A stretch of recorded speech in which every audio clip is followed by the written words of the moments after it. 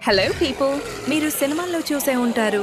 రాత్రి సమయం చీకటి వీధుల్లో కళ్ళలో ప్రాణం లేని చూపుతో నెమ్మదిగా నడుస్తూ వచ్చే శవాలు, మనుషుల్ని చూసి దాడి చేసే భయంకరమైన రూపాలు.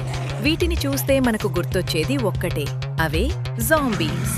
కానీ మీరు ఎప్పుడైనా ఆలోచించారా, జాంబీలు నిజంగానే ఉన్నాయా? అసలు ఈ జాంబీ అనే భావన మొదట ఎక్కడ పుట్టింది? జాంబీ అంటే అసలు అర్థం ఏమిటి? ఈ వీడియోలో జాంబీల గురించి మనకు తెలియని భయంకరమైన నిజాలు అన్నీ తెలుసుకుందాం. మీకు భయం ఇష్టమైతే మీరు సరైన వీడియోనే ఓపెన్ చేశారు. Let's start the video. అసలు జాంబీ అంటే తన ఆలోచనల మీద తనకు నియంత్రణ లేకపోవడం, బుద్ధి పనిచేయకపోవడం, ఇతరుల మీద దాడి చేయడం. సింపుల్ గా చెప్పాలంటే జీవితం లేని మనిషిలా కనిపించే శరీరం. జాంబీ కథ సినిమాల వల్ల పుట్టలేదు. ఈ భయానక కథ మొదలైంది హైటీ అనే ఒక నిజమైన దేశంలో. ఇది ఉత్తర అమెరికా ఖండానికి చెందినది. ఈ దేశంలో వూడూ అనే మంత్ర విద్యపై ప్రజలకు బలమైన నమ్మకం ఉంది. అక్కడ కొంతమంది మాంత్రికులు ఉండేవారు. వాళ్లను బోకోర్ అంటారు. వాళ్ళు ఆయుధాలు పట్టుకోరు, రక్తం కార్చరు. ప్రత్యేకమైన విషపు మందులతో మనిషిని చంపకుండా చచ్చినట్టుగా మార్చేస్తారు. ఇక్కడే అసలు ట్విస్ట్. ఆ మనిషి నిజంగా చనిపోడు, కానీ శరీరం స్పందించదు. శ్వాస చాలా నెమ్మదిగా ఉంటుంది. మెదడు స్లోగా పనిచేస్తుంది. అతను చూస్తాడు, వింటాడు, కానీ ఎదురు చెప్పలేడు. క్రమంగా మాంత్రికుల మాటలకు బానిసలాగా మారిపోతాడు. ఇలాంటి నిజమైన సంఘటనల నుంచే జాంబీ అనే భయానక భావన పుట్టింది.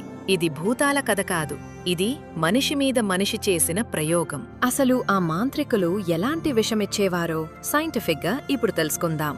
వీళ్ళు టెట్రాడాటాక్సిన్ అనే బలమైన విషాన్ని ఉపయోగించేవారు. ఈ విషం ఎక్కువగా పఫర్ఫిష్, కొన్ని కప్పలు, కొంత హెర్బ్స్ నుంచి తీసి పొడి రూపంలో తయారు చేసేవారు. దీన్ని బాధితుడికి తెలియకుండా ఆహారంలో కలిపి తినిపించేవారు, లేదా చర్మంపై ఉన్న చిన్న గాయాల మీద రాసేవారు. ఇది శరీరంలోకి వెళ్ళాక నరాలకి వెళ్లే సిగ్నల్స్ ని బ్లాక్ చేస్తుంది. అప్పుడు వాళ్లని చూస్తే చనిపోయినట్టే కనిపిస్తారు. తర్వాత బాధితుడిని చనిపోయాడు అని చెప్పి వాళ్ల శరీరాన్ని లోతుగా కాకుండా గాలి వచ్చే చోటే పాతిపెట్టేవారు. ఒక రోజు లేదా కొంత సమయం తర్వాత విషం ప్రభావం తగ్గగానే మాంత్రికులు తిరిగి బయటికి తీసి నిన్ను మళ్లీ బ్రతికించింది మేమే అని నమ్మించేవారు. అలా వాళ్లని బానిసలుగా మార్చేవారు. కాబట్టి ఇది మంత్రం కాదు, అద్భుతం కాదు, విషం, భయం, ప్రజల అజ్ఞానం అంతే. జాంబీ అనేది రాక్షసం కాదు, మనుషుల భయంతో పుట్టిన కథ. అయితే 1920లో ఒక అమెరికన్ రచయిత విలియం సి బ్రూక్ హైటీ దేశానికి వెళ్లాడు.